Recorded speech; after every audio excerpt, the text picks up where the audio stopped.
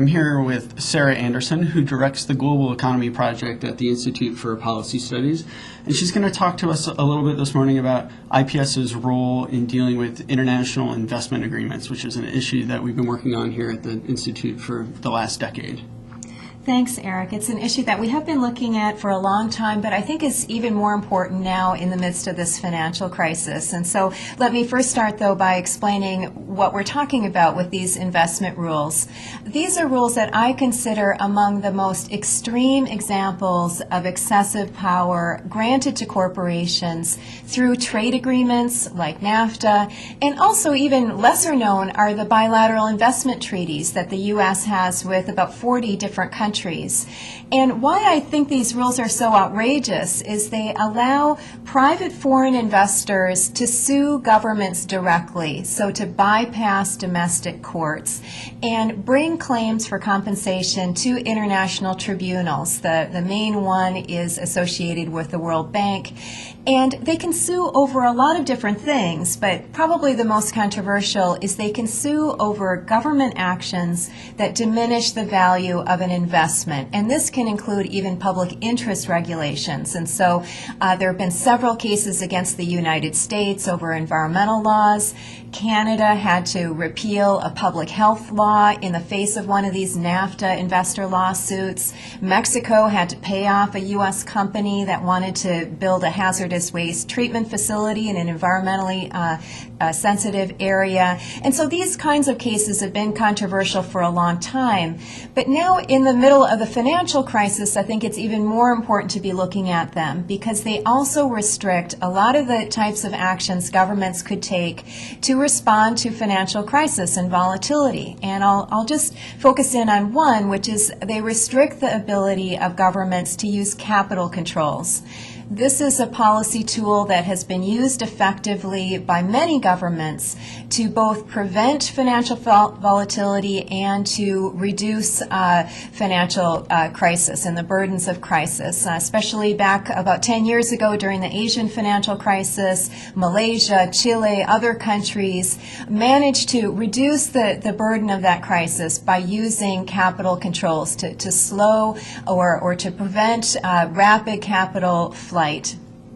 And since that crisis, there's been a real shift in thinking on capital controls. The IMF has abandoned their blanket opposition to capital controls. And in fact, in the current crisis, they're actually advising some governments to either put in place capital controls or strengthen their capital controls. And there's really become quite a growing consensus among prominent economists saying that governments should have the right to use capital controls. Everybody from staunch free traders like Jagdish Bhagwati at Harvard to Nobel Prize winners like Joseph Stiglitz and Paul Krugman, our new member of the Federal Reserve Board here in the U.S., Daniel Tarullo. All of these prominent economists have been saying that, capital controls, they don't work in every single situation, but certainly they are a responsible tool that government should have the authority to use. But in the meanwhile, we have all of these U.S. agreements that restrict the power of governments to use capital controls.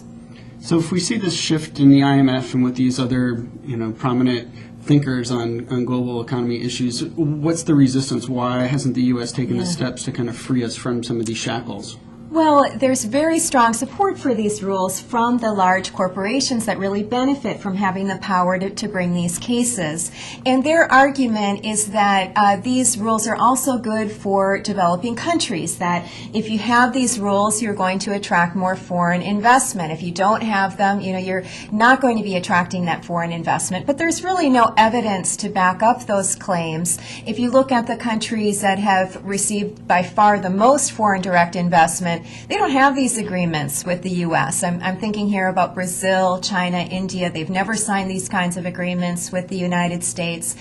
And there is really a growing backlash, I would say, particularly in South America, where a lot of countries have been hard hit by these cases. There's Argentina, which has had more than 40 cases against them, and many of those were in response to actions the government took during their financial crisis in 2001 aimed at lessening the burden on ordinary people. You have Bolivia, which went through a wrenching experience being sued by Bechtel Corporation. Bechtel came in and privatized the water system in one city and jacked up water rates and provoked massive demonstrations that made it have to abandon that project. Then they turned around and sued the government of Bolivia. Ecuador has also had a number of cases, and those governments are starting to challenge these rules. Both Bolivia and Ecuador are withdrawing from the World Bank Associated Arbitration Court that handles these cases, and their new constitutions say they need to renegotiate their bilateral investment treaties. And so in South America, it's really a hot issue, but also here in the U.S., you've had fair trade coalitions for many years opposed to these rules, state and local legislators, and now here in Washington as well, more policymakers are starting to understand how these rules are a threat to democracy. I guess the big question is, are these leaders that are starting to come to recognition of this, are they in the Obama administration? Yeah. Well, during the campaign, Barack Obama made several important statements about these rules and his commitment to changing these rules. For example, he said he would significantly curtail the power of corporations to file such suits over any kind of public interest regulations. Also, recently, the State Department appointed an advisory committee to give input into possibly reforming these rules. I happen to sit on that advisory committee along with about 20 members of the business community, labor, environmental, and groups and legal experts. And so I'm really hopeful that, especially with the financial crisis and the new understanding that there needs to be more policy space for governments to respond to the crisis, that we will see some really, long-awaited changes in these international investment rules. Great. Well, thanks, Sarah, for helping clarify a little bit of what's going on and showing where some of the pressure points are really needed. So, Sarah Anderson with the Global Economy Project, and I'm Eric Lieber for the Institute for Policy Studies.